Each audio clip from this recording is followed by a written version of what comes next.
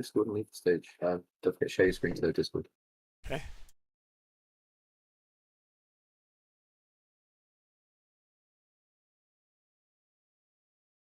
All right, welcome everybody to the Bookmap Academy meeting. This is Bruce. Bookmap Academy meeting. This is Bruce. And we're going to go through the, with the coaches here, we're going to go through your content and go through your markups of your charts. It's a mentoring and coaching program here, as you guys know.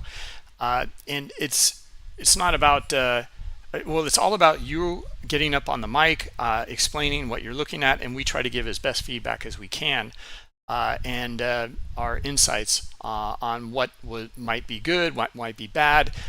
These are things that you can improve your trading along the way. This is all part of the Bookmap Academy process. If you're interested in the Academy, just go to bookmap.com, click on the More button here, and then go to Bookmap Academy right here. You'll see it under Community, and you can sign up and apply here if you're interested, and you'll see how you go through the process here. Step 1, Step 2, Step 3, Step 4. When you apply, you are applying to the Bookmap Junior Academy. If you do well there, make good content, then you'll be invited into the Bookmap Junior Academy, and that'll be your proving ground, your testing ground. Do well there, make the quantitative and qualitative thresholds, and you will be then invited to Bookmap Academy, and you can get Bookmap for free. You can also, if you double your quota of just one piece of content per day, if you make 2, you can also get the MBO, or I'm sorry, stops and icebergs indicator as well for free. And the next step would be a coach, and the next step after that is streamer. You get data for free, and you get other incentives as a streamer. All right, so let's see. Just jump in here. There's a few things I need to go through. I'll go through them quickly here. I've been showing this slide here for the new supply and demand course. It is on our Learning Center exclusively. There's 10 videos, simple videos in there. We'll go through understanding order flow in the Bookmap chart and understand how to use liquidity and supply and demand to your advantage and build out an edge. We have this offering here, which is you can get this MBO bundle free for Bookmap Academy members. Right now, this is very specific here. You can't already have the MBO bundle. This is for new users, so they can get a taste of it and see if this works well for them. But we're going to hold you to it, though. You have to complete one piece of content just to begin with, or just for being eligible. First, you have to be in the Academy and submit a piece of content, and then we're going to check on it. You need to mark up your charts and show the stops and icebergs in action, and then what you got from it. All right, the whole idea here is we're not just going to give it for free and let you kind of kick the tires and then move on to another indicator. You go, oh yeah, I'm kind of bored of that one. This is an excellent package of indicators. You need to spend some time with it and get a feel for it. That's why we'll give it to you for free for this month. Check it out, and but you do need to get your hands dirty with it. All right, you can reach out to Dan P on Discord. It's right here. You can see and request it from Dan. All right, we're also having this Bookmap Desk, hashtag Bookmap Desk contest. It's pretty cool. You can see several here already. So just go to bookmap.com and then bookmap-desk. And you can see here the way this works. It's really cool. So you just post on X, Instagram, or LinkedIn, and with your TradeStation or your Bookmap Desk, and then you just put the hashtag Bookmap Desk, and then we scrape it, or the software scrapes it, and then plots it right here in the gallery. Okay, so all sorts of great stuff in here already. Some really nice setups. So if you have something that you want to share, jump in and share it with us. You can see all of ours in here. Here's Scott Pulcini's, for example. Here's Doug's, options with Doug. And JTrader is in here as well. Here's mine. Here's Dan's. And this is Laura's over here. So some great stuff. Anyway, have fun with it, guys. And, you know, that's what it's for. Some great prizes, though. You can win $1,000. First place, you get Bookmap Global and Global Plus, or Bookmap Global Plus with data for a year. Second prize is half that, $500, but I think it's still a full year of Bookmap. And then third place is 3 months of Bookmap, but no cash prize. And then I built out this a little bit more, did a little bit of editing to our Bookmap Academy journaling and our process and building out our playbook. This is the goal. This is where we went through a bunch of news items to get to this slide. This is the most important. And we're going to go through this, and we're looking for this in your journaling.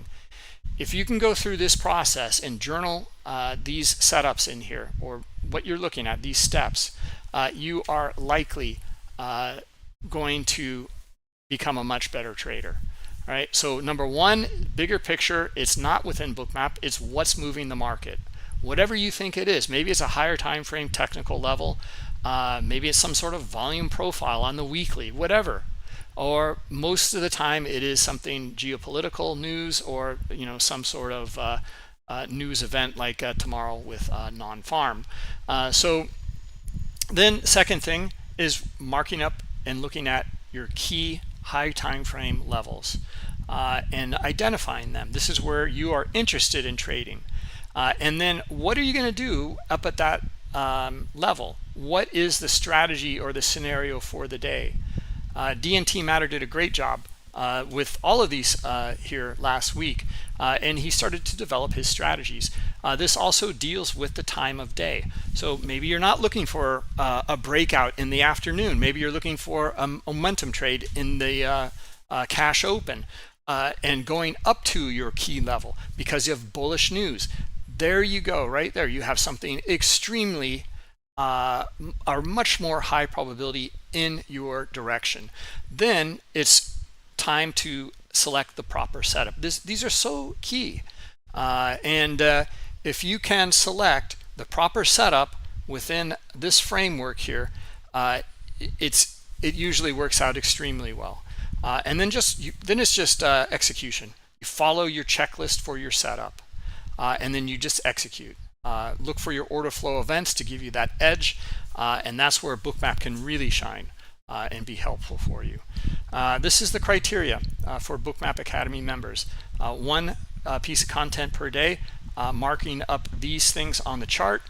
Show us quality, though. It has to be understandable, and you have to really kind of hone down your process. This will help your trading as well. And then demonstrate some strong progress along the way, and that you've honed it down. You are looking at something very specific. And then what we recommend here is take one setup, hold on, that just bugs me, and then create 20 markups and build out your playbook. If you can do this, 20 markups, you are way ahead of the game.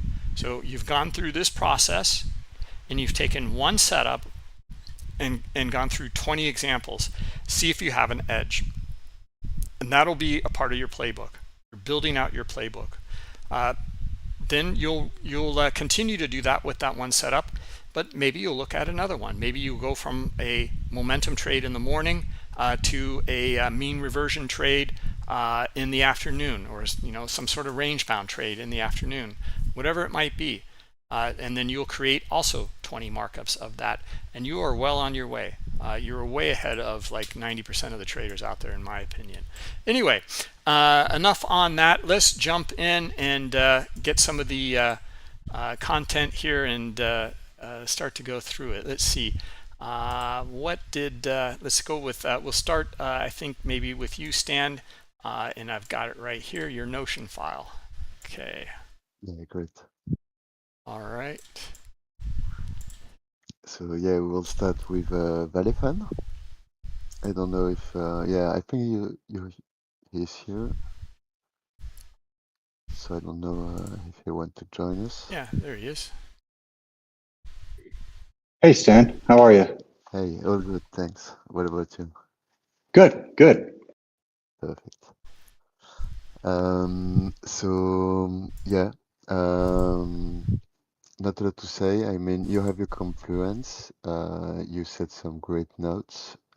I'm wondering if in the notes it is like your sort of a checklist, like so interaction with your S3, hmm buying on Bookmap for tips and hold of S3. So I'm wondering if that's your checklist or if it's just the main point that you're looking for.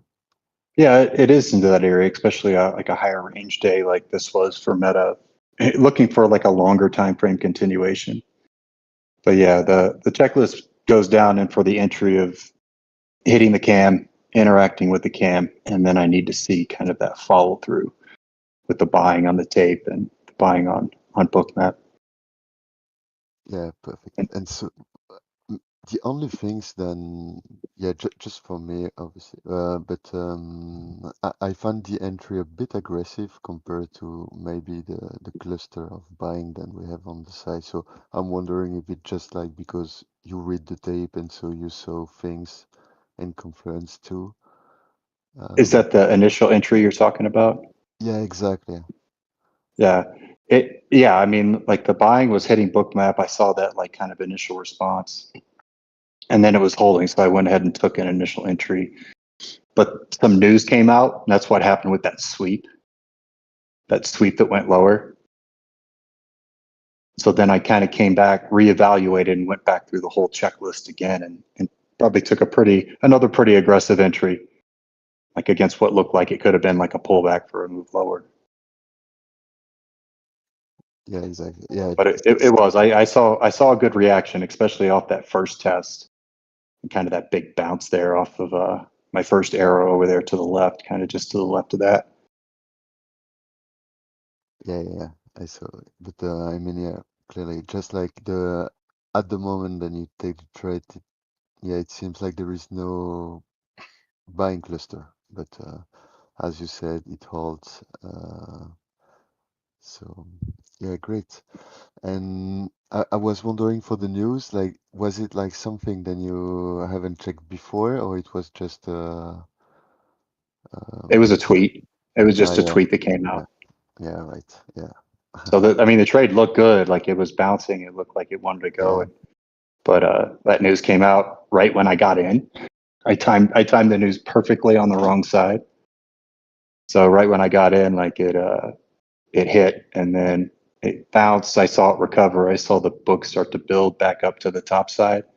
And kind of as we came above my S3 level, we started a little bit of accumulation there. And I still saw like a lot of buying really start to come in. So I kind of took that entry and was happy I got a better entry than I had originally had.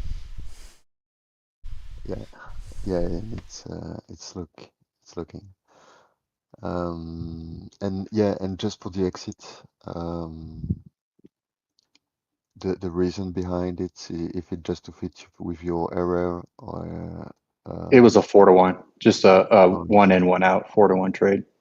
yeah, right.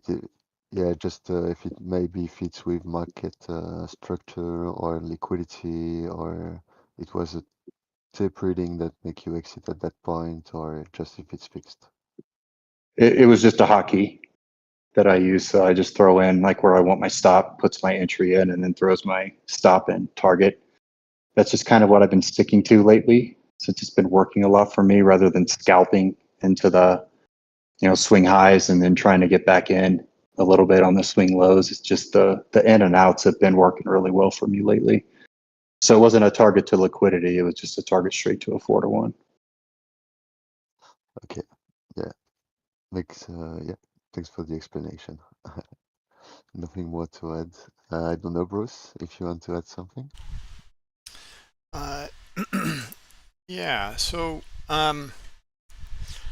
Valley fan,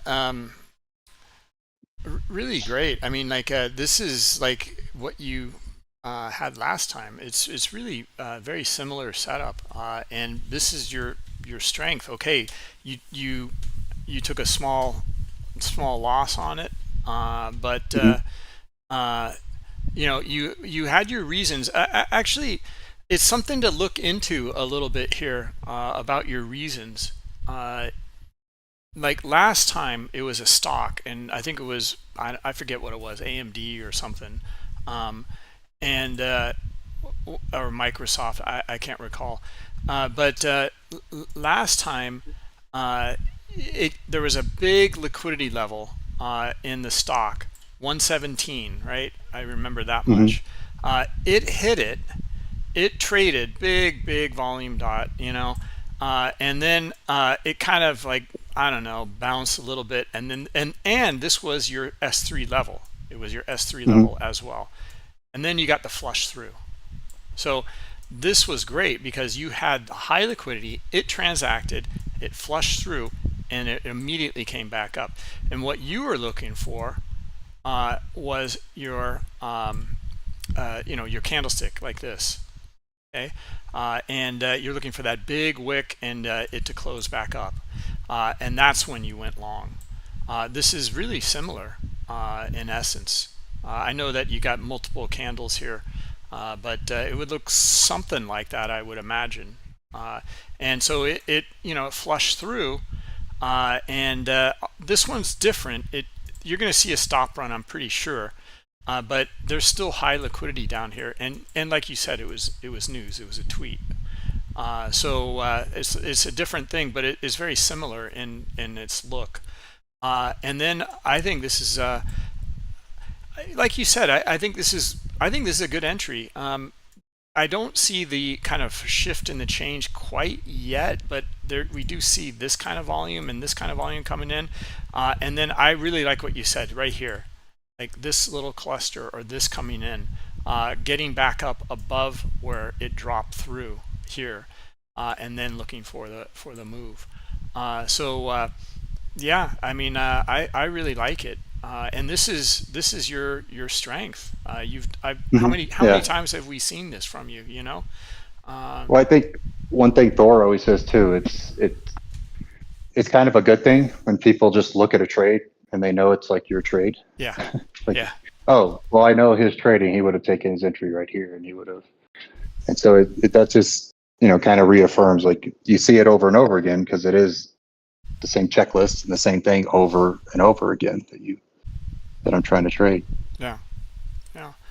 I hear you. I mean, like there's so many kind of nuances. Like, you know, you're kind of thinking, well, I don't know about this. You know.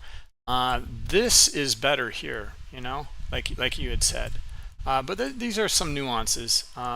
You know, I think look for maybe, because you don't know quite yet. In fact, you never know, right? But it's better if this volume dot here had not shown up. Then I can't see your cursor for some reason. I don't know if it's on my end or. Can everyone see? Yeah, it's working. Oh, okay. Okay, I can't see it on my end for some reason.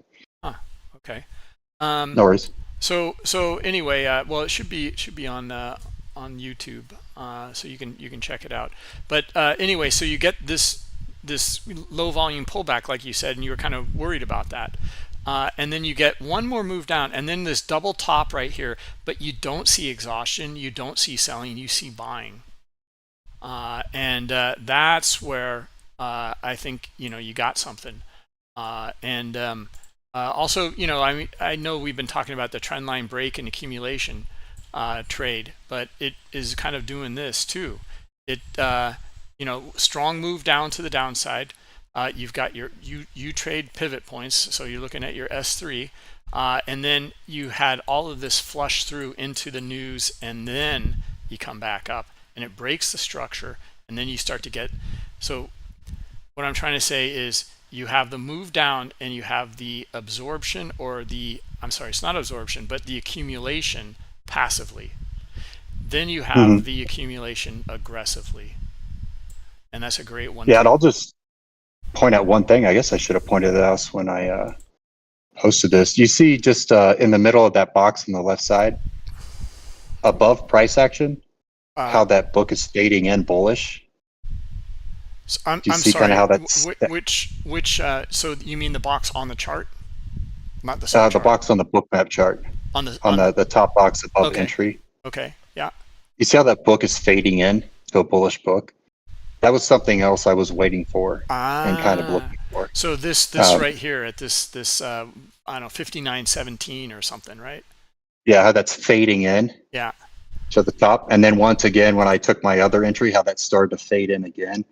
That was also like something that I was looking at. Yeah. Cool. And Bookmap shows this better than anybody with the book building. And that's why I was confident to take that entry. I was like, man, the book's looking good. It's building. We're getting buying and those orders put up higher. Then that news came in at flush. But then once we hit that level and held, that book started to come back in. And that's what kind of gives me also a lot of confidence to take those entries, seeing those orders up there. Yeah. Beauty. Nicely done. And it makes sense. What to take away from it, I don't know. I mean, maybe it's that flush trade is maybe you need to wait for it. I don't know. I mean, you've been super patient and waiting kind of for that on your stocks. It held enough for me. For that one. Yeah, I mean, this is really nice setup, and you have for yourself, and this is your strength, and like, I think with the passive, accumulation, like you were saying, you're looking at the book, and then the aggressive accumulation coming in, but they're moving price. You're gonna have a real nice profitable setup. Mm-hmm. Do you look for that a lot too, Bruce? Kind of, if you're looking to take a reversal or maybe a long off a big pullback of kind of that book building up to the top side. Maybe there's been some sweeps, for some stops, grab some liquidity for that move higher. Do you look for that book to kind of build back up into that top side? So do you mean like, are you talking about this area here? Around I don't know, what is it, 50, I can't read it here, or some of these other levels, or this level, and these came in later and they weren't in the order book, but yeah, I mean, usually there's for me it's not a straight answer, like it's context, and to understand like what's the relationship between and the reaction to high liquidity by the aggressors, and then I try to get a feel for it, and I look for, okay, wow, I know that a lot of buyers got filled on this way down, and I know that there's a big stop run too. Okay, so I know that buyers are in, or they absorbed a lot of the selling pressure. Now I'm waiting and trying to confirm back when the aggressive buyers start to come in, and look for that, and then you can see like in your image, like this, and especially like in Head and Shoulders, but right here at the bottom here, you see the change, right? You see it go from kind of red to green in the bars, volume bars in the bottom. Yeah, that's what I was kind of waiting to get back to my level and kind of getting those same candles I'd been seeing before. Yeah. And then that's what I was kind of waiting on when I took the long. But for me, it's also the book. I need the book to look like it's filled in for the trade. So if I'm looking to go short, the book's empty to the downside. I don't take the short, even if it's a great R3 trade. The VPA's there. If the book's not there, I don't take the trade. Yeah. But I start trying to look for those orders to fade in a little bit with those big selling orders coming in, to kind of let me know that, okay, this is a seller. They're putting in their profit targets, and I have a possibility of having the book in the range of my trade too. Yeah. Nice. I think it's great. I think you've got like that image, or that kind of list that we had earlier. You're fulfilling it. Like you've got your S3 level, and then you've got the price action, and then the bigger picture with that S3 level, and then now you're drilling down into the order flow event, or events around your level. Yeah, and that's something like a candlestick chart and a time and sales can't show you. They won't show Like it. how aggressive are those buyers, like at your level or where you want to trade, or how aggressive are those sellers? Like, Yeah. Bookmap's really the only thing that shows that, and especially with the history. It's Yeah. just hard to tell with candlesticks. Yeah. This is another thing. I think Vinny was talking about this last time when we came up with that what trendline break and accumulation, like in your flush through here, he was also looking at oversold, and that was a great thing to look at. Is like, okay, where is it like extremely oversold, and you know, and it's not only do you know that price is oversold, and your market pulse or your CVD or whatever is just like going crazy, then you see all of these buyers on the bid, all these passive buyers getting filled along the way, and then maybe you see a big stop run too. Then we look for the aggressors on the buy side to come in. No, yeah, exactly. But it's the aggression. That's kind of what you're looking for too. Well, it's both. No, it's both. It's the accumulation passively followed by the accumulation aggressively. Yeah. If you don't have, we saw this like we keep going through it in the webinars, but like if you don't get that passive accumulation, usually and you do get the aggressive accumulation, usually what happens is like you do get these buyers, they come in, they go usually to the next swing, which would be up here, and they can't, or maybe they got enough to get to this little swing up here, maybe. But usually it's to a swing. It might even be this swing here, and then they peter out. There's just not enough buyers. So the idea here is, look for the passive accumulation followed by the aggressive accumulation, because then it's much easier. Yeah. Oh, exactly. Yeah. Yeah. Especially when you're, on reversals, when you're looking for price to kind of push back the other way, or even just a fade. You want to see some aggression, like at your level. Like there has to be somebody coming in aggressive to stop that price, because sometimes it's like a freight train or a big cargo ship, and it's going to take a lot to try to change directions, especially when on a big move down with a lot of volume. That's exactly right. So in this case, this is where order flow is just beautiful, because you're leaning on, that people are getting filled here passively, and people are getting stopped out, and then now you're looking for, when does it turn over into aggressive accumulation, and those are the guys that move price. So now you're not really looking for it to come back up above here or go back down below here. If you've got all of this, hold on. If you've got all of this behind you, and then you got the aggressors coming in, then we find that it's just more likely to make these moves. I mean, I imagine this, I don't see a whole lot of price action here, but I imagine this probably came up to here, right? Here's your high volume node up here. I bet you this, did it come up to here? Or did it come up even further? Maybe even up to here? I can't remember on this day exactly how. I do want to say it continued a little bit after it hit my 4-to-1. Okay. I want to say, like, if you could see the orange line on my chart on the left, I want to say it just came up to VWAP. That's my VWAP. Yeah. So there you go. I mean, like 4-to-1, you nailed it. So just I'd like to get more comfortable to get back into scalping though. With the market, especially days like today. It's just like, man, just a few little messages out there just swung everything kind of crazy. Like there's some times when maybe it's not a good idea. Maybe just kind of sit on your hands. But whatever it is, make sure that this is something you went through and you it works, and this trade. This trade really, really well. That's a bread and butter. Yeah, exactly. So this is what the engine that's just chugging along here for you. Anyway, beauty. I really like it. Let's see here.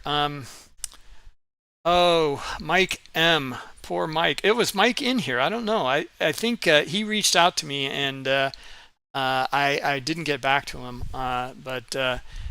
Anyway, Valley Fan, why don't you can hang around if you like, Valley Fan, Yeah,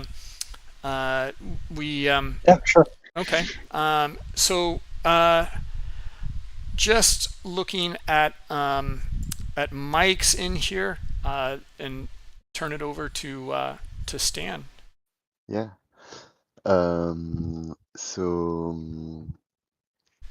Yeah, I don't know if we can zoom a little bit in. So yeah, he was looking at the short. So he took a short, as we can see in his sort of a checklist. So it was below the previous high, before, after the failed breakout. Then you mentioned exhaustion above the high, and the outside edge as confluence. I think it will be good to add more notes about the order flow, like for example, to highlight the liquidity or the buyers that transact into. You said about the exhaustion. Yeah, truly we can see less conviction, but I don't know if we can really call it like exhaustion, as we can compare, for example, just a little bit on the right side, where the sellers start to drive it lower. Yeah. It will be good maybe to have a bigger picture, to have context.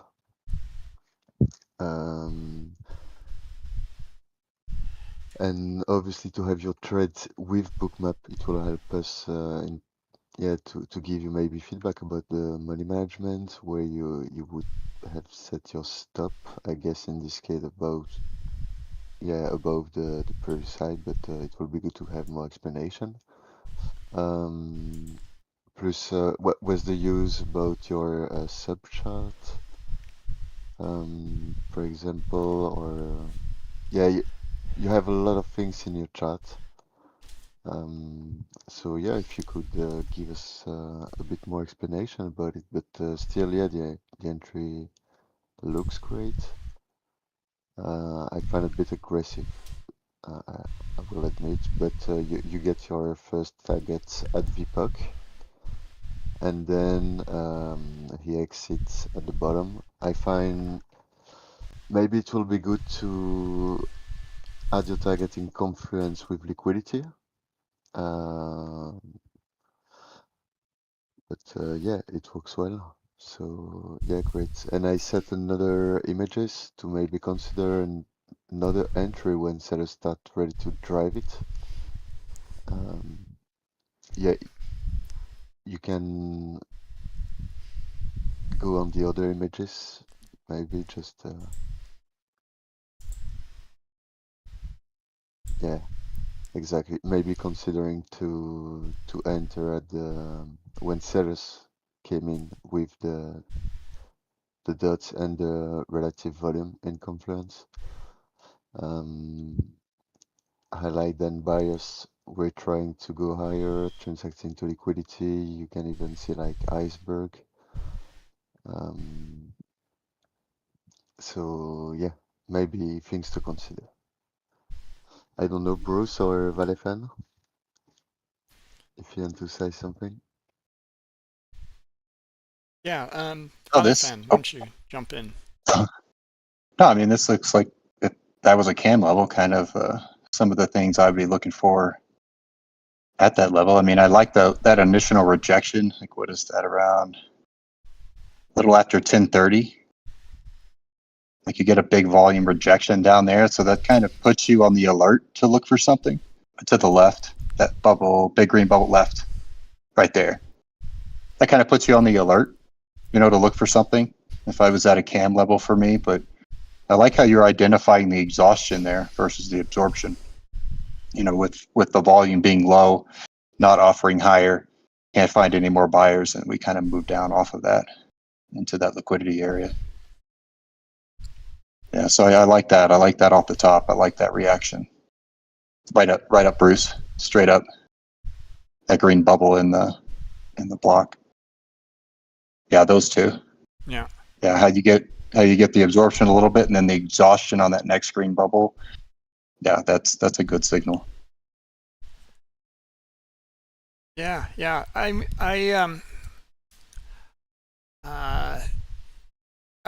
kind of a little confused, Mike, about the kind of checklist here, or you know, what you're looking for. I mean, it worked out great. It's still I mean, and like Stan said, we don't know the higher time frame here, but you know, you've got the, you know, this kind of uptrend in a channel, and you know, just meaning that I really kind of hate to draw some of those things sometimes, but just meaning that, you know, as this is low enough to find some buyers, this is high enough to find some sellers, and no one's willing to take it quite higher. There's no conviction really, but then up in here, what you've got is you know, this very high liquidity that you you know, obviously are looking right at, and the transactions into it, and then like Valifan was saying here, it's kind of hard to see because I do see the dot here, but it's really good you pointed out on the bars. Look at the retest, not too much interest, so it makes sense on the entry here.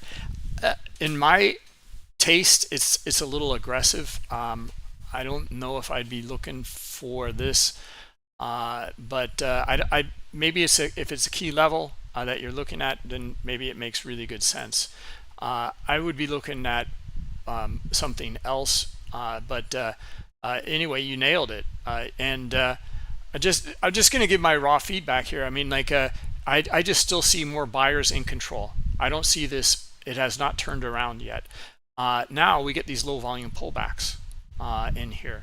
So I do like the absorption followed by exhaustion. This is great. And then it makes sense. I don't see a whole lot of selling coming in yet, but it retests the bottom of the range. And then we do see very little buying on the pullback in here. And then the sellers really come in. Okay, and here to me it looks pretty good. That this wants to go down into some of these previous levels, and then line it up with liquidity like he did, and beautiful. That's pretty aggressive here as an entry also, but here's a beautiful low volume pullback, and not a whole lot of selling, but you know, you've got another low volume pullback here to where it broke from. So there's all sorts of ways, like, you know, to get in. You can scale in, you can get out some here, get back in, get out some down here as well, and then maybe if I mean, the selling conviction is great, so maybe this is starting to roll over and turn around. So anyway, there's a whole bunch of ideas in here worthy of you know, like the low volume pullback, or the break of structure, and then, you know, looking for those sellers here to break the range. So the and again, look at the, you know, this pattern again and again. Passive selling, and then lack of selling. Okay, but now we're looking for the aggressors. Okay. Passive selling, aggressive selling, moving the market. So yeah, it's a great combo. That's all I've got. I don't know if you guys have any follow-up on any of that. No, I mean, that's great. You are noting things, so yeah, perfect. Keep ahead. Yeah, I like the trade management, like you know, first exit, you know, and then, you know, second exit, and you have reasons behind it. I really like it. So great job. So all right, let's see here. Let's see, And we then have I have DNT. DNT. Okay. All right. And DNT, I think you're, yeah, there you are. Let me invite you up.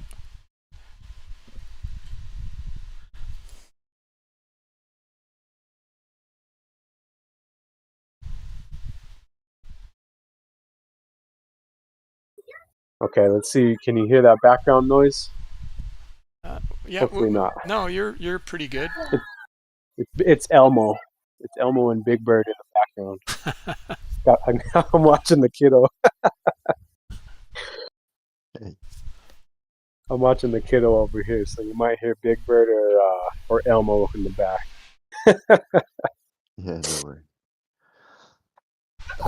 So this was the same day that you just covered with Mike. This was May 30th, it looks like. Okay. I Well, can post that. Stan, if you want to, maybe let's get Yeah. a reaction after Stan maybe gives a little bit of feedback here. Okay. Yeah. The only things, yeah, that was just a picture then you took. I haven't saw like a lot of others new content on the spreadsheet. But yeah, I clearly like the shift in with volume. I like the checklist. It makes totally sense. The pullback on the structure. I mean, yeah, that was just to hear about what you want to say about it. In this case, we can't see your threads within, so I don't know if it was just a consideration or. I don't know if I took this trade. I don't think I did. Yeah, I don't think I took this trade. I think I was observing.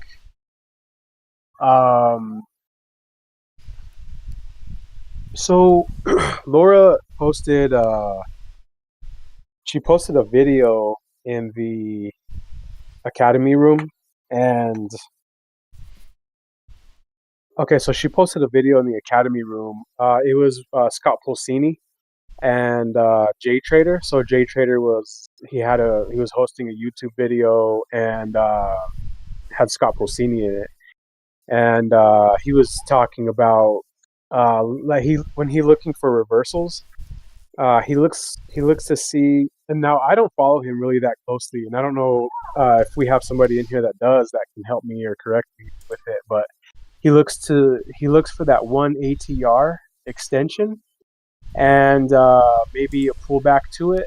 So that's what I was kind of observing with my V reversals here. And so a lot of times it's really difficult to identify when a trade. Let's just say for instance I was short.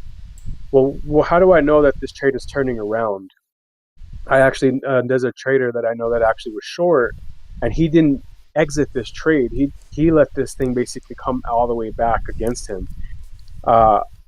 So this was really kind of helpful to watch Scott or to listen to Scott say that he looks for that one ATR push outside of that bottom where it bottoms out at. So we can see here that this actually did like a full 2.5 ATR push outside and then pulled back into the one ATR right there.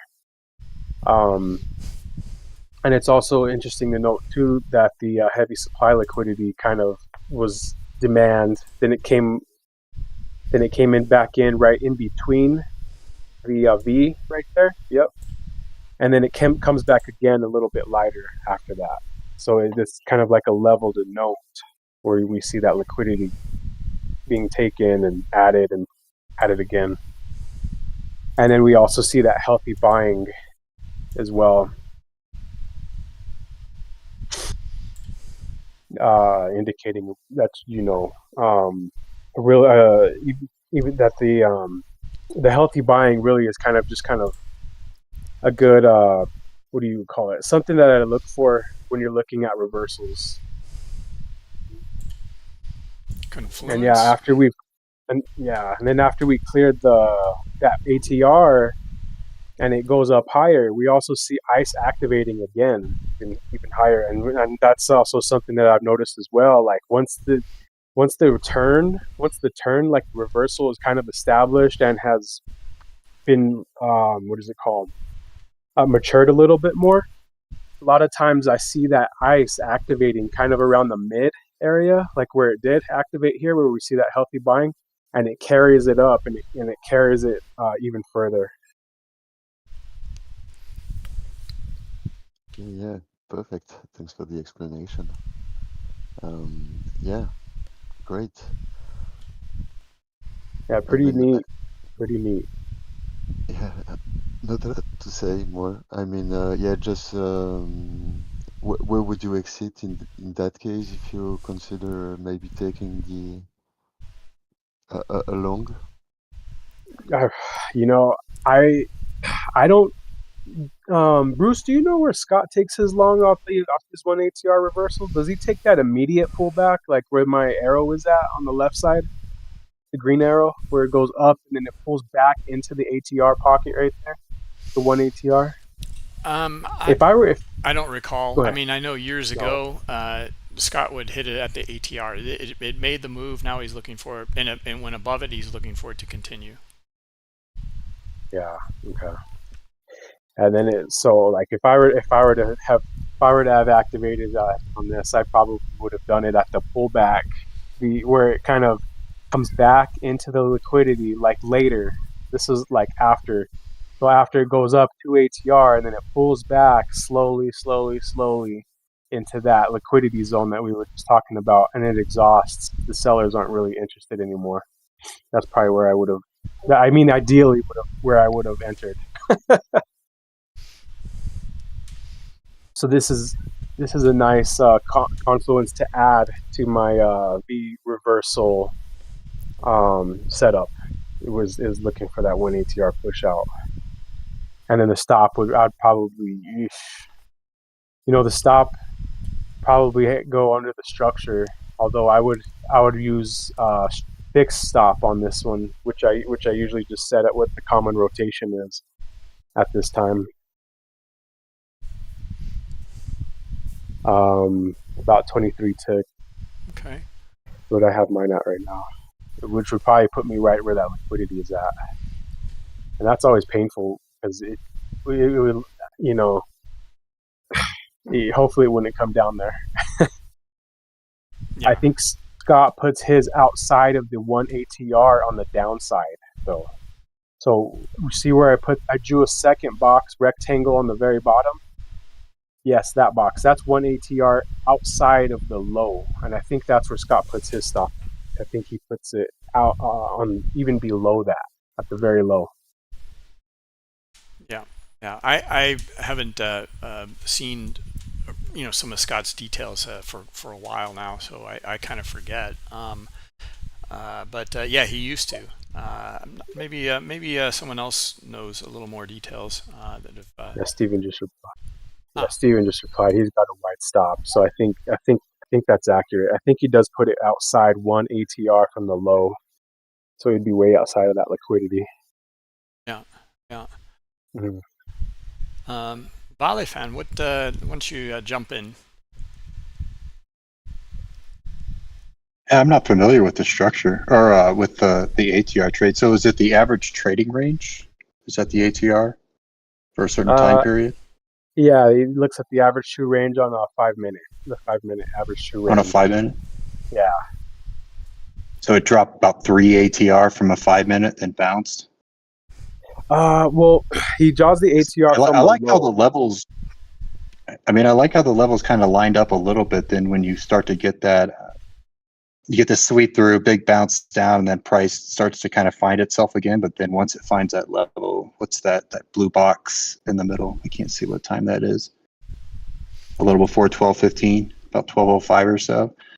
I like how that stability comes in there, and then it kind of pushes back into his ranges, but it bounces right into some of those ranges. Yeah, it's wild, huh? I've noticed that as well. Yeah, that one level, I can't see where that is, that green level at the top. It was really attracted there. Yeah, where it, like right just above that green level, above the 3 ATR, like it was really attracted to liquidity right there.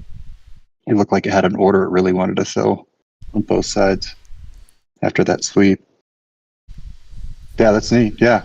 So it's a 5-minute ATR. Okay. Yeah, it's pretty neat. Yeah. Nice. Okay.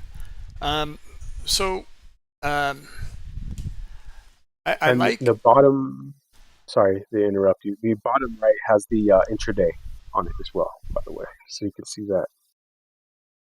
Oh, down You here. see the context. Okay.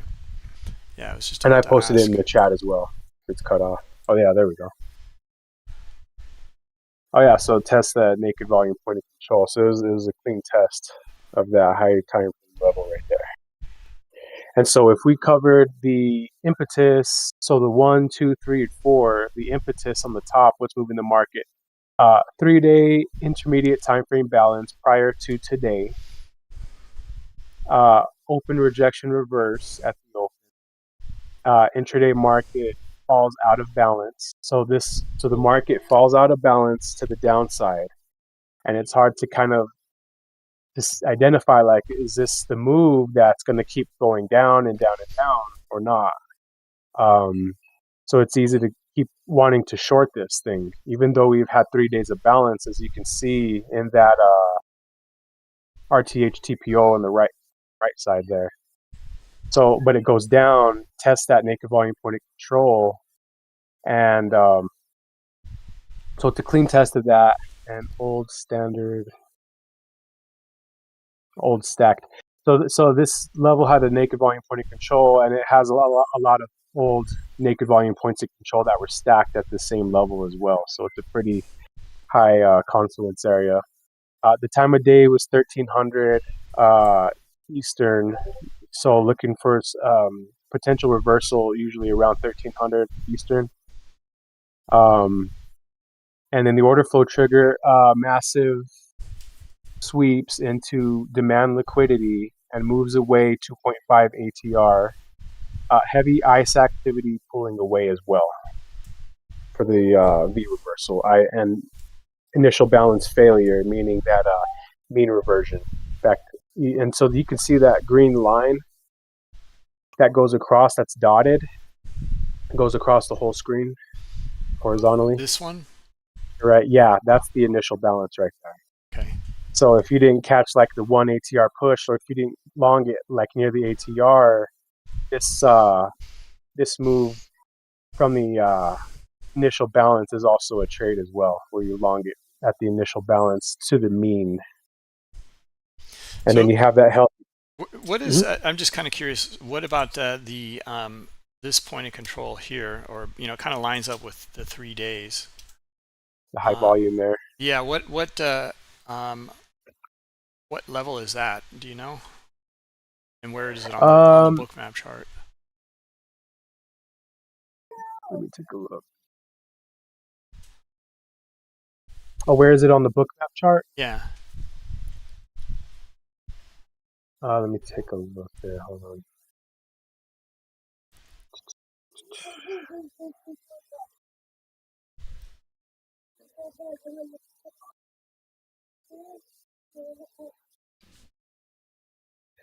That where it kind of rejected it in the morning. That was the previous day's naked volume point of control. So that's 59.22. That line that you just drew. So up here. Yes, that's correct. So if you notice that it was in the morning, you just covered Mike M's. That was, he posted the morning trade. So that was the morning rejection, and it pushed off of that down to the downside. So the line that you just drew was yesterday's naked volume point, or the previous day's naked volume point of control, and that was the one that Mike posted. So that was in the morning before the around 10:30 Eastern, I think. So he got the move down over here.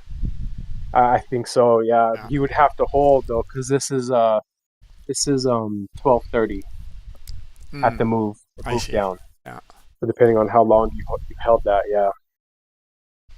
And so and then at this point it tests this naked volume point of control on the downside, and then goes up.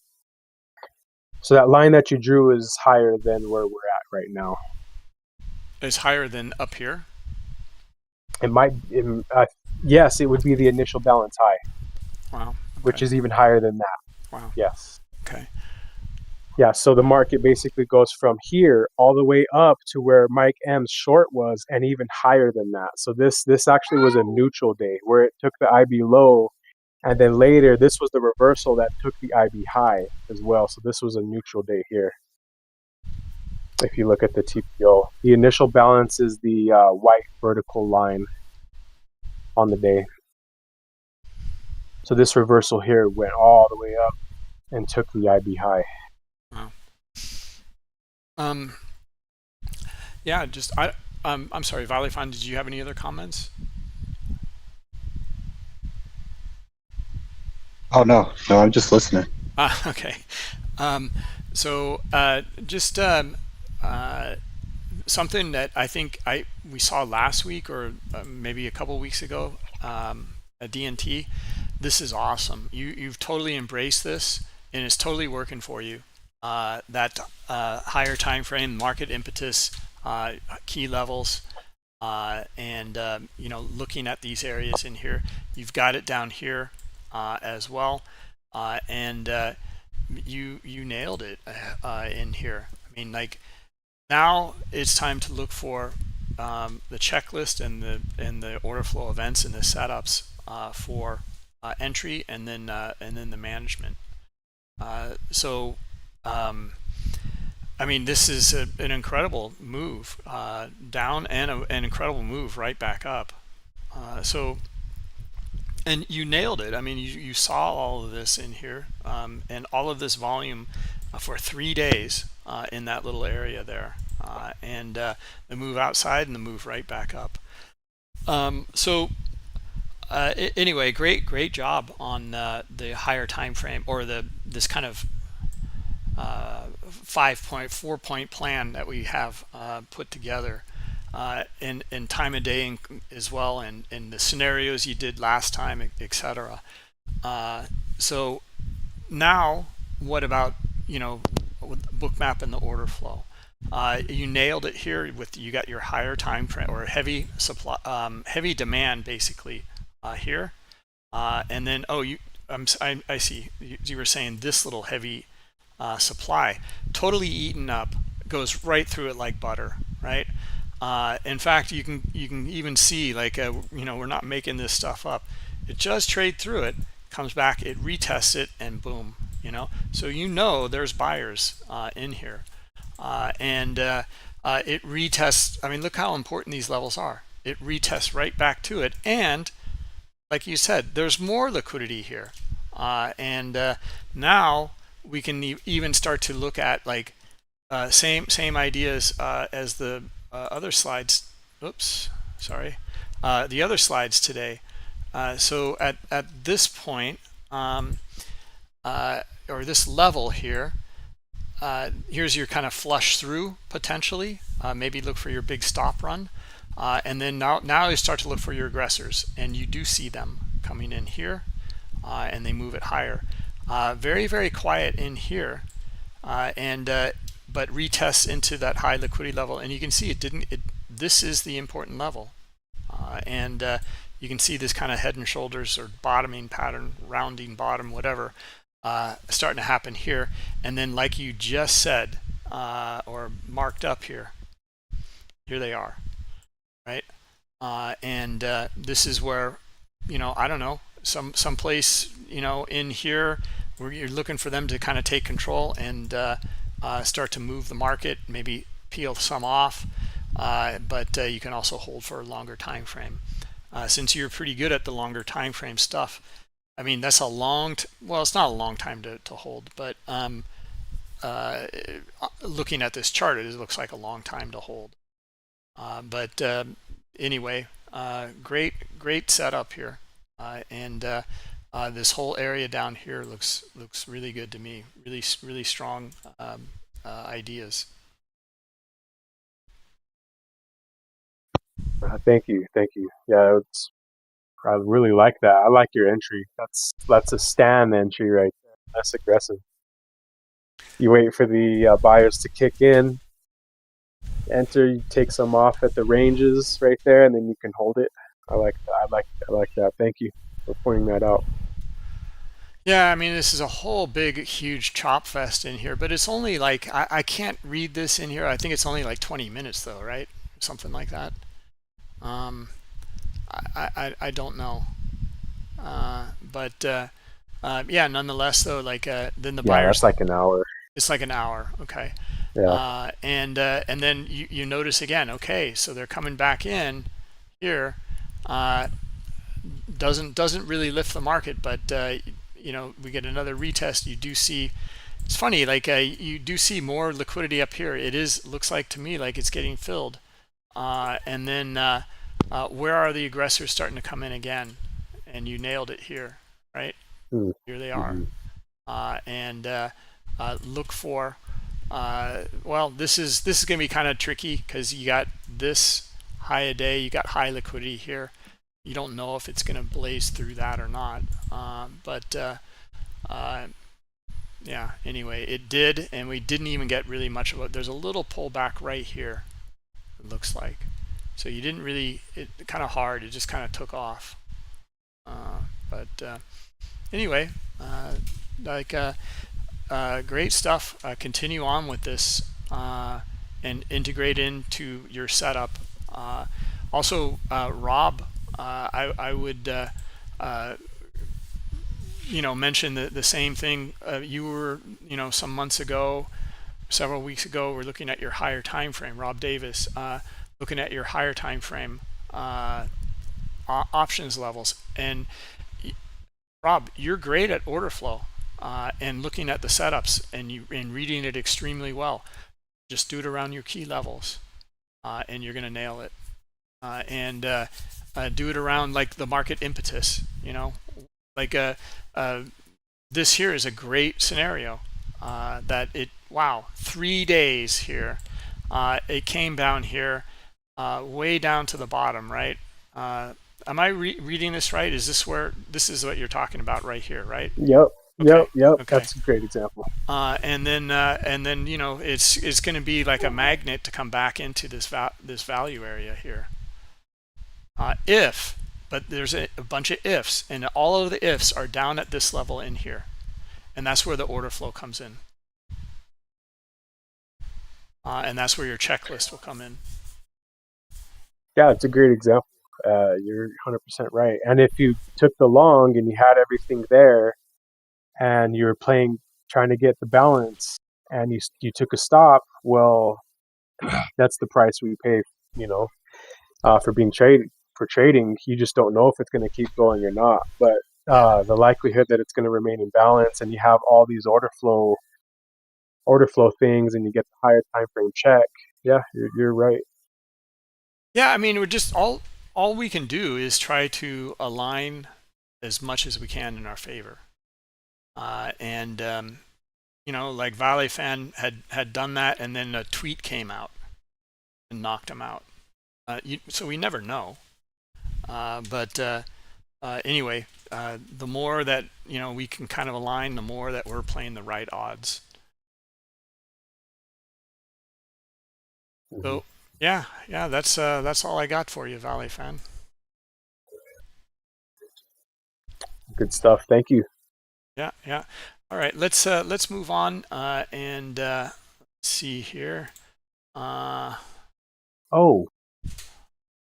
the see here, hold on. Okay, and we've got Mobies, and we've got Jex, and hold on a minute here, just double check on some of this stuff. David and Vinny are away, anyway, and so is Jack, but Jack did a heck of a job here. So he went through and CMJ,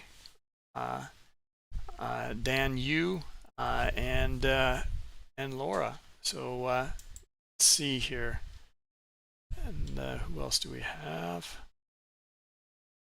Okay, yeah, why don't we go through Jack's and let's see, Dan, are you in? I think you're here. I saw you earlier. Dan, you.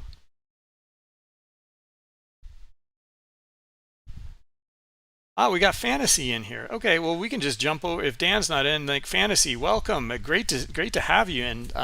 So let's jump in here. We gave you Moby, who's in Western Australia. So kind of in your time frame, or knows a little bit in your time frame at least, better than over here in the States or in Europe. And we can go through some of your stuff, and you've been putting a lot of diligent effort in here, so way to go. Yeah, let's invite you to the stage if you have a minute. I think you've been invited, so I need to accept, and then you can come up and we can go through your trade and your markup.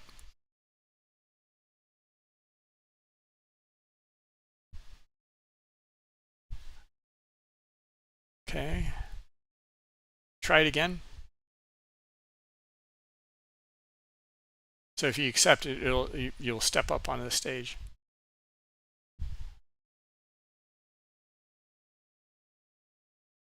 DNT, do you wanted to mention something? Oh yeah, can you hear me? Yeah. Okay. Right here. Okay, so I just sent it in the chat. Okay. So the first image, and this was today. So in the first image that I just posted. Hold on, yeah, just a minute here. Fantasy. So if you can, I think you've been invited. So you just click. Kind of, you should see something pop up, and it's like accept or reject or something like that. And make sure you have your mic all set up, and so you're audible, and then we should be able to hear you. So I don't know. In the meantime, let's take a look at DNT and what he had covered here. Okay. All right, DNT. Yeah, this is just real quick to add to balance, because this is something that's not really covered a lot, and this is something that recently learning. In balance, we want to focus on.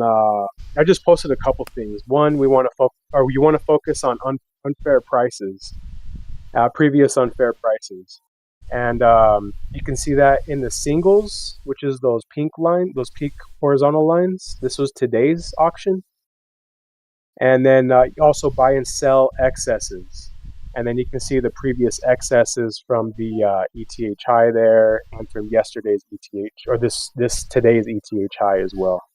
And you can see these rejections, and if we're in balance, then these are the kind of the things that we focus on. So that's just something I just wanted to throw in there real quick. And this was the same thing in the previous image that we just covered as well. When the market goes down and checks this excess, we see this rejection and balance, and it goes back into mean reversion. Just wanted to mention that. Yeah, it's not something that I really learned until recently, but it's important. Yeah. I mean, it's a good point. And the mean reversion, or here, back to this one, is you're talking about your single prints in here that you can see previously. So what this means is in term, I mean, this is auction market theory with your market and volume profile, but it just means that in here price did not hang out very long. It traded right through and then accepted up in here and went back and forth. So it basically has rejected this area, and you're in an uptrend, and you get a move back into some of these prints in here, or very, very little activity, so you're looking for again, you look for your high liquidity in some of these areas here, and look for it to transact, and then also look for when do the aggressive buyers come in. So aggressive, I keep on hitting this theme tonight of aggressive, passive accumulation outside an area, and then aggressive accumulation driving it back in. Yeah, good stuff. Really cool. All right, excited to see fantasy. All right, excellent. All right, thank you, DNT. Thank you. All right, and fantasy, welcome. Thank you very much. All right, so anyway, Moby went through it here, and Moby is fast asleep, and you're still up. You must be on Western Australia, Eastern. Sorry. So why don't you walk us through your trade here? Sure. Can you hear me? Yes. Yes. Okay. So let me have a look at this one. So yeah, basically we were so there was this. Yeah. So this is something. Look, just as a disclaimer, I'm fairly new to trading, but so I'm focusing at the moment on one particular type of setup, and yeah, I'm really looking for those liquidity sweeps at key levels. So in this case, I think it's around the 5936. I was anticipating that price would come down, take out those the sell stops of all the people who had been going long, and then I waited for that that sweep of the sell stops, which would then fuel obviously the continuation of that bullish trend to the upside. And so then I waited. Obviously, coincidentally and ideally, the variable point of control had migrated up.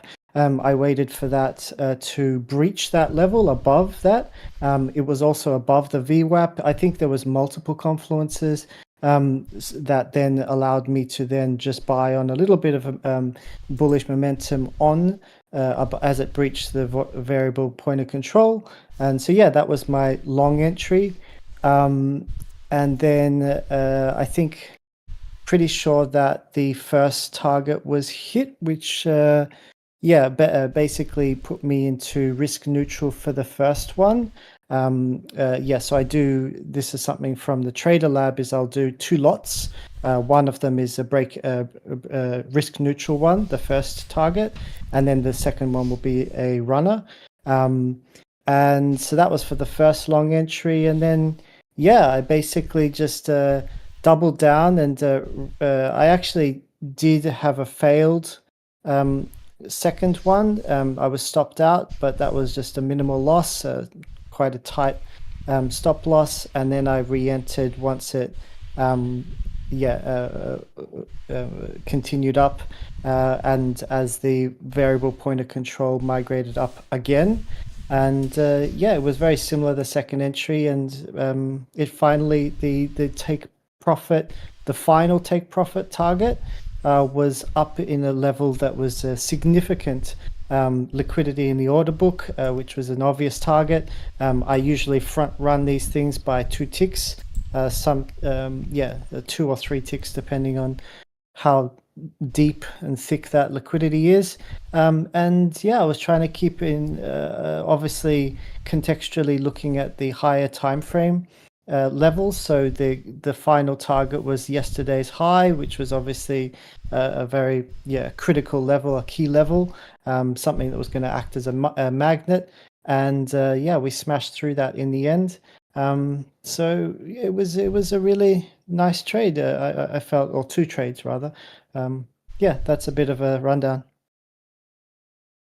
Yeah, great. Thank you, Stan. Why don't you jump in? Yeah, great to see the targeting confluence of liquidity. Makes sense. I like the entry when we see the buying cluster. There is maybe not a lot of relative volume within the first entry on the left. Yeah, exactly. But still, you have your reason. You were in uptrend, so makes sense. But clearly, it seems much better on the second one compared. So yeah, I don't have a lot to say. I'm just wondering about maybe your money management, about your stop. Where would you set it? Sure.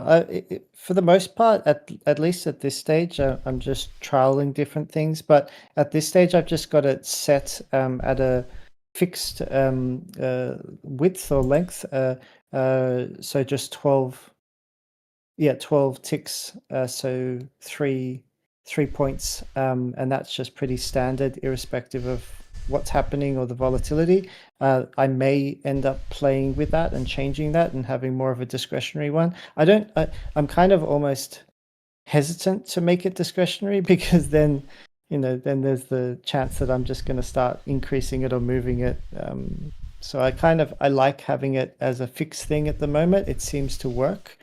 So yeah, about 3 points. It's not really based on, order book liquidity or anything. It's just more that seems to be a standard safe zone for now. But I'm willing to change that, as I do more testing. Okay, perfect. Yeah, great. And just about I'm wondering how many trades did you take? It seems you took like quite a lot, so I'm wondering if maybe you were trying to scaling or just wondering because there is like the first one, then second, it seems like five long, then you took.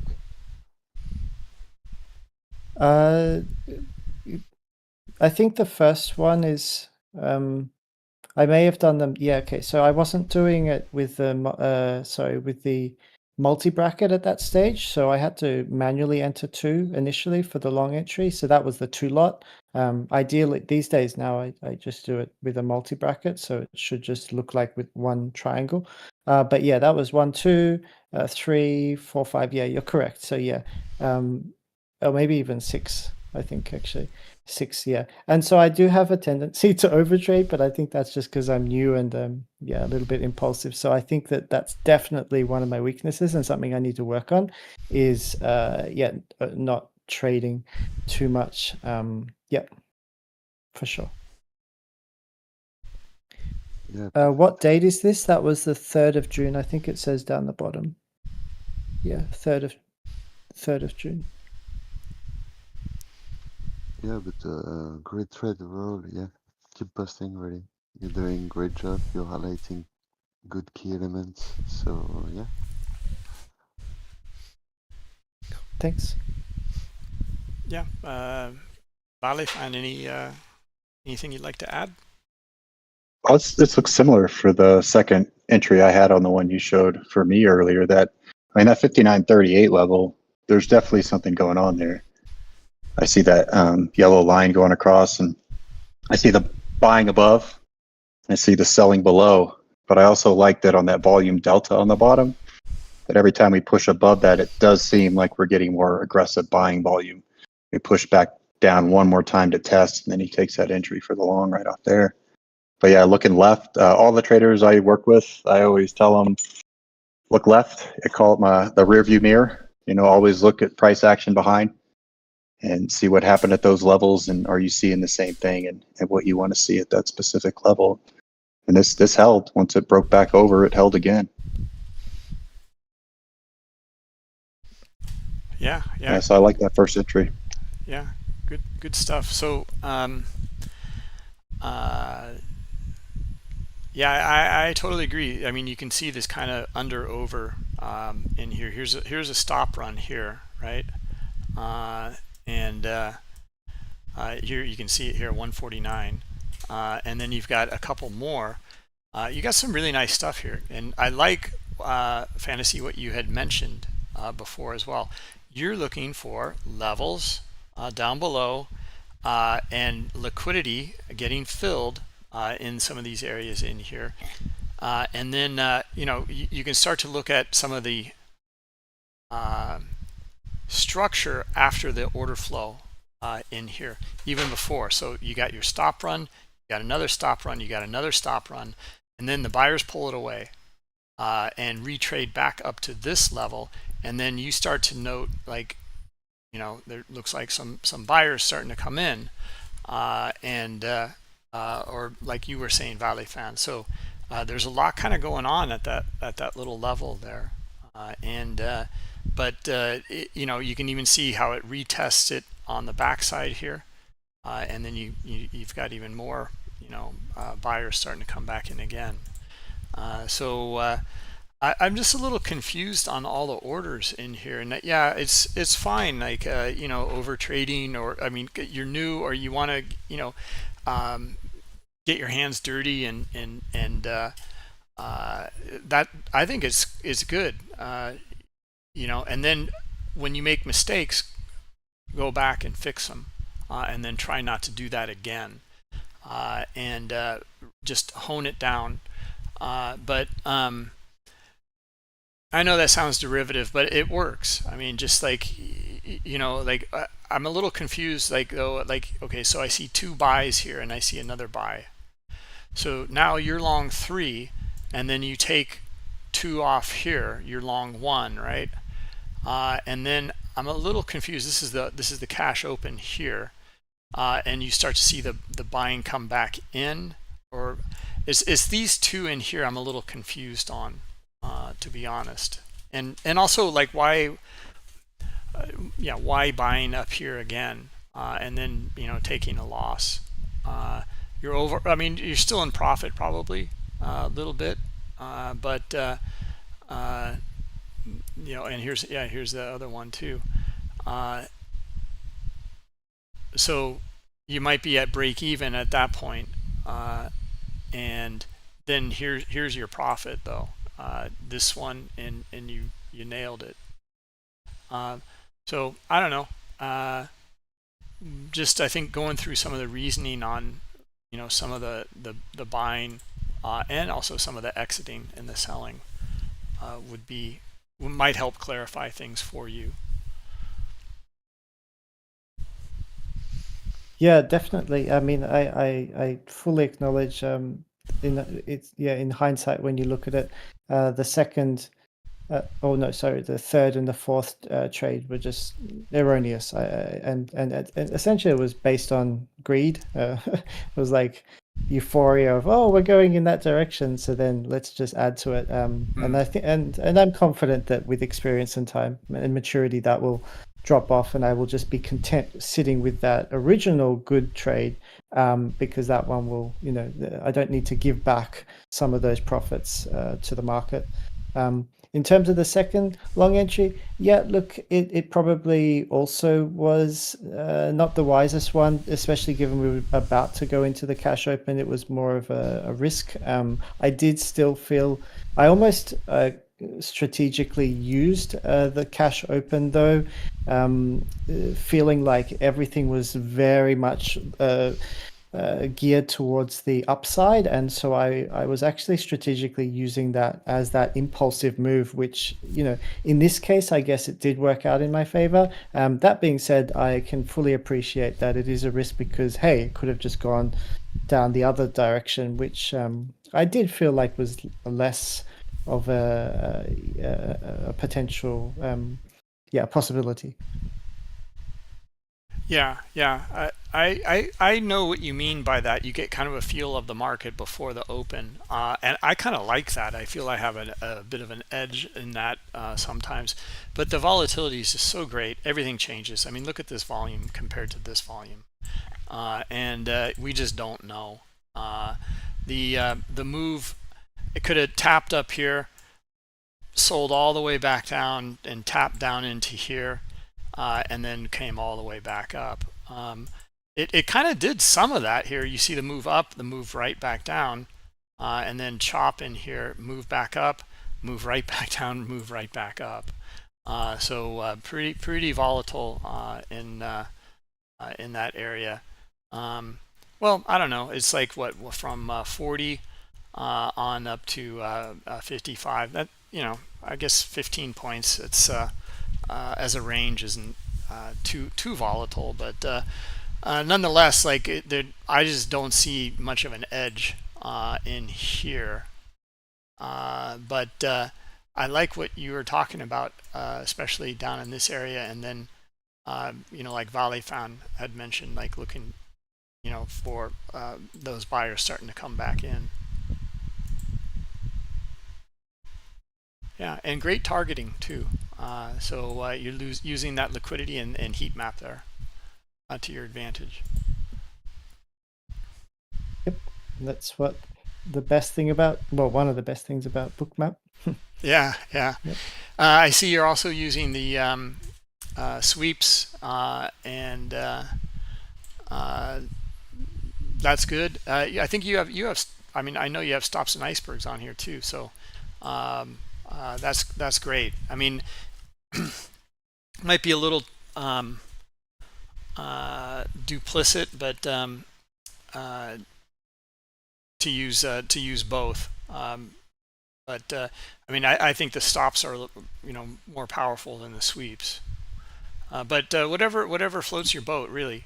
Whatever you like and whatever resonates with you. Yeah, I do like using both. I think they slightly give me a little bit more data on slightly different, slightly different situations or context. I'll like if I see a very aggressive sweep, maybe that might be an indication to keep my eyes open for a reversal from there, as opposed to like what we saw at the. Like sometimes it'll just single stops can be taken out, but then it might just continue down as opposed to a bigger sweep. In this case, it didn't actually have the sweep to the downside before the reversal, but something that I keep my eye out for. Yeah. Okay. All right. Well, yeah, great stuff. And Obi has his feedback in here as well. Yeah, let's. He gave you actually feedback on 3 different trades in here, or 4 it looks like. So you've been covered pretty well in here. We'll post this into the chat for you after, so that you can take a look at Moby's notes. Great, thanks for that. Okay, all right, great, thank you. And let's move on here. Okay.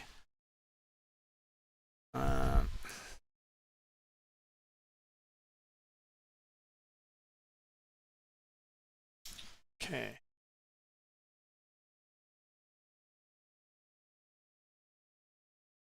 What do we have in here? So, oh yeah, I put Jax over here. Okay, we got Laura, and well, Laura is now a coach as well for the German room, and kind of it's and she's gotten some great feedback here from Jack. CMJ is not in, and Dan Yu, I don't know if he is back in or not. Oh yeah, there he is. Okay. So we can go through setup here, and let's invite you to the stage. And guys, make sure that your mic is working beforehand, so that we don't have to go through any kind of like can you hear me now type of scenario. So I don't know, Dan, if you're able to. If not, like just put into the chat that you can't come up to the stage.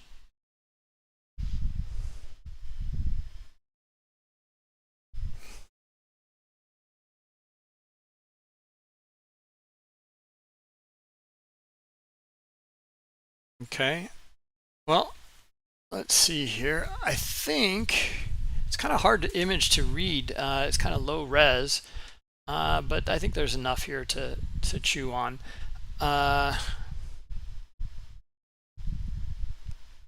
And so you're rather new to new to the Academy at least.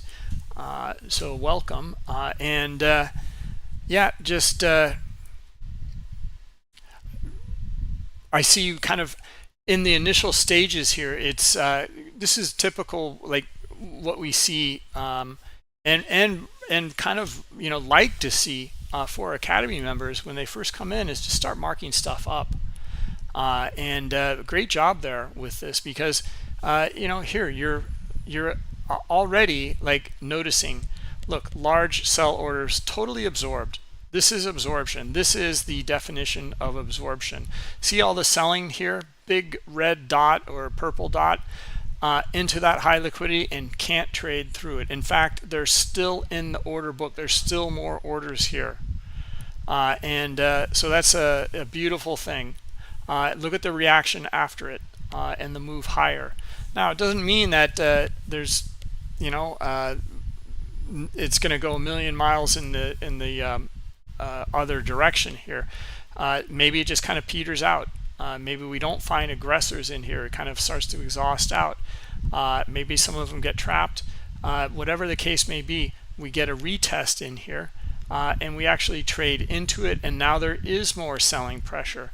So we know now that, okay, buyers are here and they transacted, but we also know there's still more aggressive supply willing to take price lower. And then we see it kind of really chopping around in here after that point. You've got your sell walls up here, and that's nice. Looking for they come in after trading into some of this high liquidity in here, and let's see, after the breakdown, large order zones turn into resistance. Now I'm still seeing I don't know about resistance. I don't quite understand that. But you do see that that buying liquidity come back in here. Hard one to read in here. I don't know if there was more in here. Maybe Jack went more into this one potentially. Yeah, this must be it, right? And your trade setup. Boy, hard to read. I'm not sure. Is this the same one? What time is this here?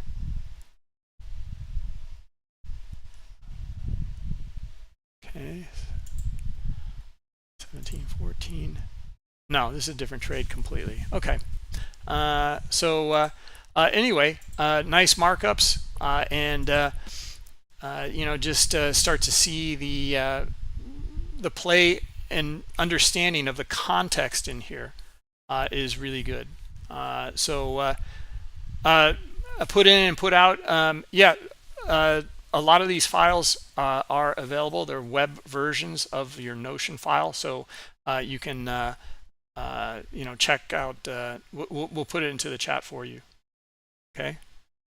Jack was really great. He even put some videos together. We'll put those into the chat as well, so you guys can watch that, and he'll give you like 2 to 3 minute video, which is great. Great feedback. All right, so good stuff there. I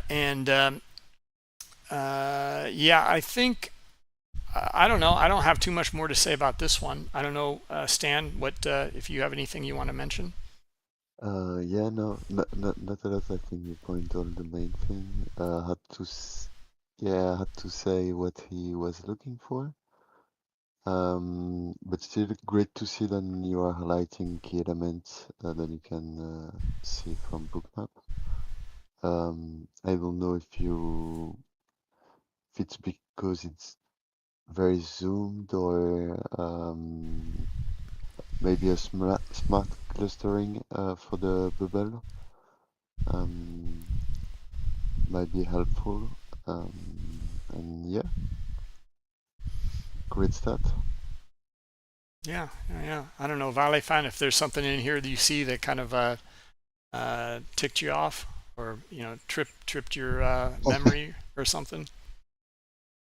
No, but I agree with Stan of having the cluster set.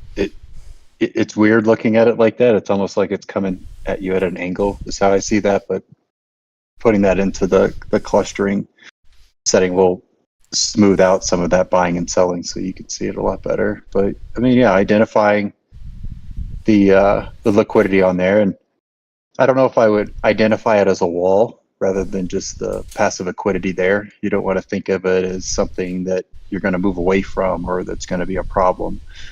You kind of want to think of it more of a target that market makers want to get up there because the transactions are going to be there. But good identifying liquidity and everything on the book and looking into things. So yeah, but yeah, looking at that liquidity as a magnet, like that's a good mindset to have about it. Yeah. I mean, I agree. And the one thing with it acting like a magnet is highly dependent on the reaction to it. So for example, here it's really good. Let me get the pen.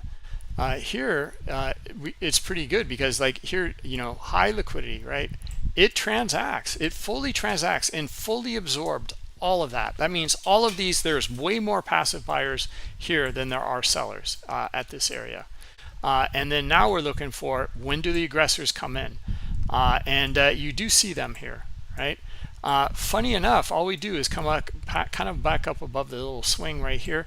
I am kind of surprised. You see that these guys came in, a little bit before, and they're providing liquidity, but the buyers just don't go after it. So this context that really matters here, and this one's kind of tricky, I think, because the context is kind of there. It's already above a swing. We do see it on volume, and if we got anything, I'd look for a pullback and a continuation, and like a continuation pattern or a flag pattern, a type of thing. And we just don't. Yeah. We don't even see that. It just dribbles all the way back down, hits this, and then we get all this chop down here. And Bruce, just a question about how you're looking at Bookmap and trading, and are you more concerned with the aggression that's going on with liquidity, or are you more concerned with how the book looks in terms of like a bearish or bullish book for where price is going to go? It's the context of both. Okay. Yeah. I mean, I would find this one to be tricky for, myself. I don't know if you guys see something different, but I do see the cluster up here. I do see the volume in here. And I do see, this is clear as day, right? It just, nails you. But what happened? Why didn't it go higher? And maybe we just need to see more context in the bigger picture. Maybe we're in a really big downtrend. I don't know. If we're in a big downtrend, then yeah, it makes sense that there's not going to be a whole lot of buyers in here, and you can look for the sellers to start to come back in. What time frame do you look for those uptrends and downtrends? Any and all. It depends again on the the setup and the look. So it could. In the webinars, we've been forever looking at very low time frames, just because we can demo it during those webinars. But then a lot of the content that we see in here are typically a lot higher time frames, and you guys are looking for a bigger move and a bigger setup, or it's the same setup, but you're just looking at a bit kind of zoomed out, which is great. So whatever kind of floats your boat, whatever you're looking for. Shark, for example, went from trading those higher time frames and not wanting to be a scalper into having to trade on smaller time frames because of the environment. This was like, I don't know, 3 weeks or 4 weeks ago or so, and had to change up his style of trading because the market had changed. Same for me. Yeah. I think you had mentioned that as well. Yeah, so it's like when I'm looking at my cans, it's usually a 30-minute time frame, and then matching that up, with daily, weekly, and kind of moving down from there. But once you get into the entry, you're pretty micro into that one, and then if you're getting into Bookmap, like you're very, very micro. Yeah. Within that 1 minute time frame and what you're looking for. Sometimes I just have a weakness of not noticing the actual trend I'm in, maybe even short term and midterm, and trading against that too hard. When I'm looking maybe at a bigger time frame, but I'm trying to get a really tight entry. So that kind of is the balance that I kind of look for of the bigger picture and the micro, and getting those trades and tight entries. Yeah. I mean, whatever it is, it's working for you. And the only thing that I can mention, and it's not really so much directed to you, Valet fan, but back to the slide earlier about these four pieces, and trying to go along with that higher time frame. So make sure that you're going along with it. So like, again, what's moving the market, and then looking at your higher time frame key levels, and like why. Like, for example, we talked, I think, with Shark last week or maybe a couple weeks ago about the 1 2 3 pattern, or double bottom or double top pattern. Okay, great pattern, but those typically now, it's a generalization, but typically those are way better to take with the trend. So for example, what I'm trying to say is, let's suppose that we were in a big uptrend, and this thing just kind of was chopping around in here, and it did this double bottom here, and then over here you're looking for your buyers to really start to come in and take it higher. So your 1 2 3 would be in here, and it's basically easier, I find easier with the direction of the trend, because it's one retest and that's all it needed. And then you look for your absorption on the first one, your exhaustion on the second, or maybe more absorption, and then look for those aggressive buyers to come in, and then you're going with the trend. So if we were coming from a downtrend, then this has I find like the double bottom is less powerful. You'd be kind of looking for maybe that to unfold, or that could unfold pretty easily. So then the lower high. Yeah, so then it turns into kind of more like a wedge, or something else. Just meaning that there's no interest in buying. Like, and this is kind of suspicious here. There's interest up here, but it just didn't take it further. So I'm kind of thinking we came from a downtrend here, but I don't know. No, I like that. You have more experience with this and more experience trading, so I'm always interested. I'm still like trying to dial in my trend reading. That's the one area I need to really focus on, because I play and fade them so much that I need to become a little bit stronger. Yeah. With identifying them. Yeah, I mean, I don't know. Like Shark also like had confirmed this. In fact, Shark, heck, why don't we just invite you up to the stage? So if you're available, Shark. But your experience on this, and going with your 1 2 3 pattern, but you're going with the bigger trend, not looking for the reversal. Yeah, he's probably away from his screens. No worries. Anyway, it was worth a shot. All right, sorry, Shark. Thanks, Bruce. I just wanted to get more of your insight kind of into that, because I've been spending more time in your live, when you're doing live in Bookmap on the Discord, and so, and just seeing how you see the market and learning a little bit more and how you see it versus maybe how I see it. Yeah. And what's going on. Well, I mean, it's the same for you. I mean, usually though, like you're like, you're kind of looking for reversals, or at least mean reversions, because like you're blasting through S1, S2, S3, or R1, R2, R3.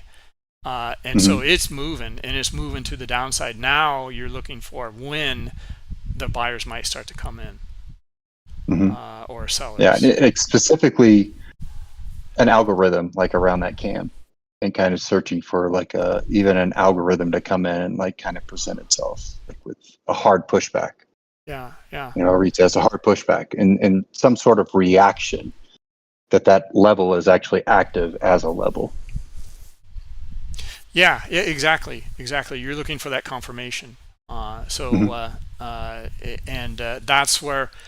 really like what you look for, is that flush through, and that big wick, that shooting star, or that hammer, or whatever it might be, and then it's like, aha, now I know. It has to have those. Yeah, those tails, topping tails, bottoming tails, dojis and stuff like those are the things my eyes pop. And then as soon as I see that candle, I'm looking straight at the volume. Yeah. And then on Bookmap, I'm wanting to see the liquidity, and I'm wanting to see all of that then match. So everything's kind of got to match. Yeah. Like off of that level. Yeah, exactly. And then you just rinse and repeat.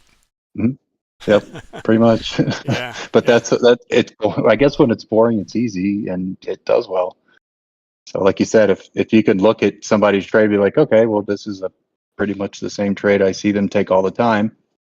That's how I guess you're doing it right, and people can identify it. Yeah. And know what you're doing. Yeah. I keep a 3,000 volume chart for ES open at all times, and where you see those hammers and shooters, and when those hit at the same time as price moves into that exhaustion absorption you're talking about, Bruce. I mean, it's just a dead signal. That's 100% of the time you have to take that trade. Yeah, and it's the reaction. Like once it breaks that high, like it makes that candle or it makes a couple of them, but you're waiting for that actual reaction. When it breaks the high, or breaks the low, if you're looking to go short, sometimes it just grabs you by the face, and Bookmap shows it better than anything, because you can just see it. Yeah, where it lines up with that absorption exhaustion, and then even below that, you get that VPI CVD trigger. When all those things come together, I mean, it happens. It may only run 3 ticks or 3 points, but you get those 5 points, 10 points, or a full reversal on the day.